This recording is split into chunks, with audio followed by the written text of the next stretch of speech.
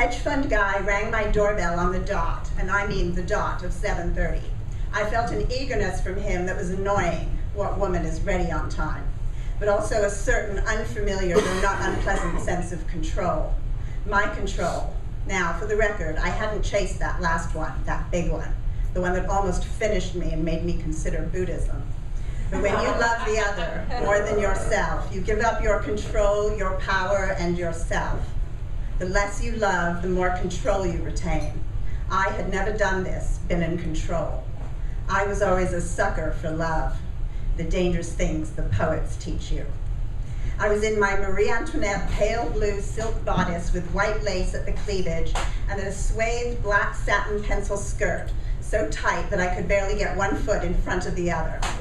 No matter, my 4-inch strappy stilettos didn't really call for wide strides. Black thigh-high stockings and my thong in my purse, just in case I needed it later. I ordered a champagne cocktail. Warmed by the pink bubbles, I took a good look at my prey. He was in a dark suit, no tie, white shirt open at the neck, revealing the edge of what looked like a real rug. Nice, unassuming face and very jolly and frequent smile, though somewhat filled with self-delight, the smile of the rich. I imagined, as I always do with someone new, those lips on my pussy. After dinner at my door, he tried a kiss. A kiss? I don't think so. I made this guy work. I was able to do this because I wasn't sure if I was interested. He might as well have been an alien. He was so unlike my type. Attractive, but not beautiful. Medium small, not tall. Solvent, employed. And in his late 40s, he was the oldest man I'd ever dated. And he confessed to being a condom-carrying Catholic. Not at all artistic. Good. Those artist letters will kill you. So we did the dating thing. Dr. Phil would have been proud of me. He called, he invited, he picked me up, wined and dined me, and dropped me off. After the 4th outing, I let him kiss me. Wet, banal, but tolerable. On and on went the calls, the compliments, the consistency, the enthusiasm, the on-timeness. I'd never gone so long without fucking someone. But eventually it happened. It lasted 10 minutes, beginning to end. And I sent him home in a flood of tears and horror at the sweaty evidence of his rug all over my little white belly. Total bull in a china shop. The end. But no, Mr. Persistence was not giving up. A few conversations, a few suggestions, and we were soon into the lulling back and forth of vanilla sex. But boy, could he eat pussy. Not elegantly or sensitively or with any charm or wit or panache or tease. Just plain old persistence.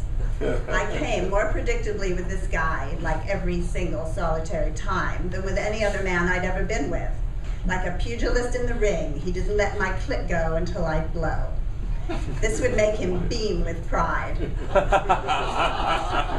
the rest of the sex, the fucking, well, you know, the old vanilla, in and out, in and out. And after a few months, I started to get irritable.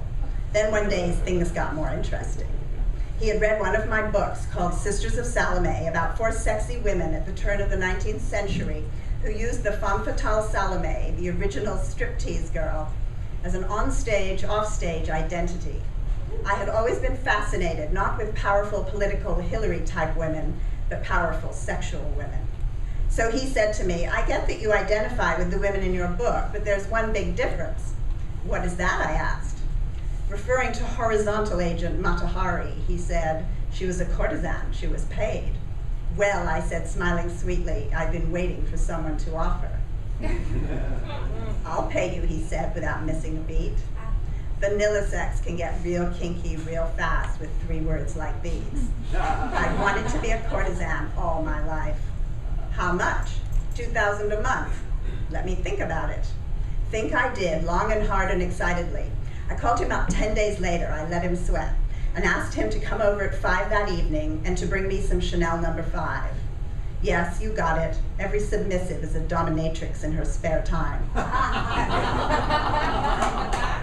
I'd been so submissive to that last man that I just didn't have any spare time. Now I had plenty, nothing but. How dare he, I said when he arrived, offer me so little money? I was totally insulted. Bad, bad boy. But I had an alternate plan, which I laid out as I paraded around the bedroom in my leather boots. I wanted to be paid each and every time we had sex. $400 cash. Oops. I wanted to sexualize the money. I wanted that cash to be soaked in sex. I wanted him to have it, give it, see it, and deal with it every time he had a hard-on and the prospect of fucking me. I think this is where I'm starting to lose Dr. Phil. He, like feminists, think a woman should fuck for free. Whose side are they on, anyway? No need to think on his part. He agreed immediately and wanted to start right then and there. What a guy. Smart businessman, too. I'll never know if he did the math in that moment, but at the rate of one fuck a week, which we've been having, I'd be making only $1,600 a month. $400 less than he'd offered me. I am embarrassed, and I really am, to admit what a cheap whore I was. But it was my first time out. I still had some principles, which of course undermined my earning power. But I've learned a lot since then from Elliot Spitzer about finance. So here's how it went. As before, he'd call, make dates for dinner, and upon returning to my bordello, I'd invite him in like we'd just met. Would Mr. H like a Cointreau? Perhaps.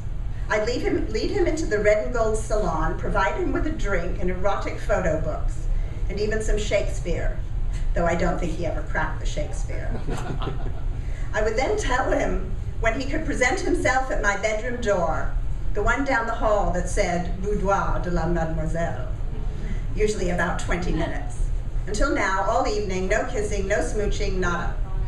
Companions, only I'd look very sexy and he'd look very ready. He couldn't touch until he'd paid.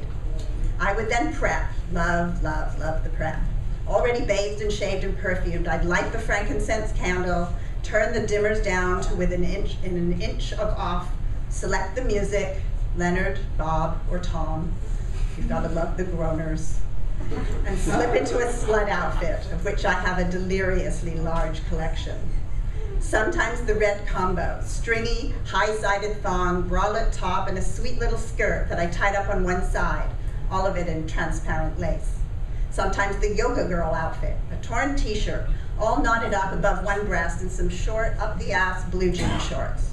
On special occasions, the chains, black leather studded collar around my neck with 3 rows of silver chains hanging down, framing my breasts, hooked in the back. Maybe some party panties with a slit from front to back, or back to front, depending on your approach. Then the final touch, my Audrey Hepburn sunglasses.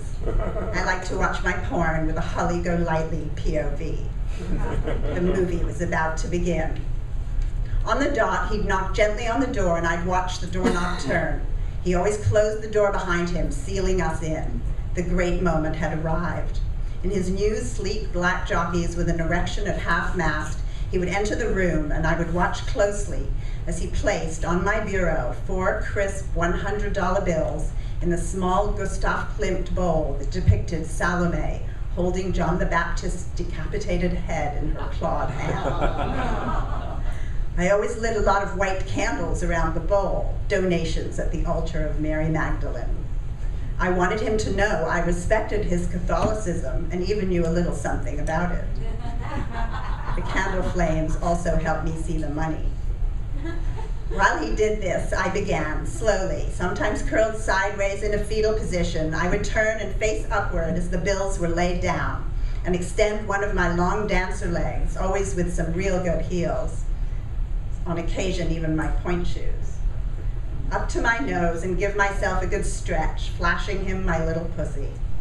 He would take off his jockeys now, hard as a rock, and climb on the bed with me and have me as he wanted me, and I would give myself to him.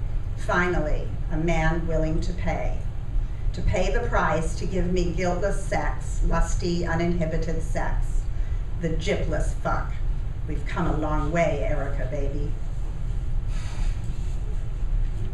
Do you all remember the zipless stuff? What I simply had no idea about until it started happening is what an actual turn-on it was. Totally extraordinary. Because of the money, it was my job to allow him, to let him. So often I felt taken without having given permission. The money bought me my freedom. Freedom from the slavery engendered by giving myself away for free so frequently. It is a great joy for a woman to be a slut, and don't let anyone tell you otherwise, but hard won. You see, I am a very good girl, the kind who always had her homework for Monday morning, finished by 5 p.m. Friday. Being so good, so conscientious, translates into being a good whore. Only a good girl knows how to be really bad. Girls who are just bad miss the essential irony. Strange, really, how he paid me, and it ended up being the purest sex I'd ever had. Because of this, I gave him my orgasm. It cost him not a penny. And finally, it didn't cost me either. After a few years it ended. They all end, but it lasted longer than most because of the money. Men don't understand how much it costs a woman to enjoy herself, the enormous price of letting that thing in. But Mr. H never got in my ass. No one can afford that.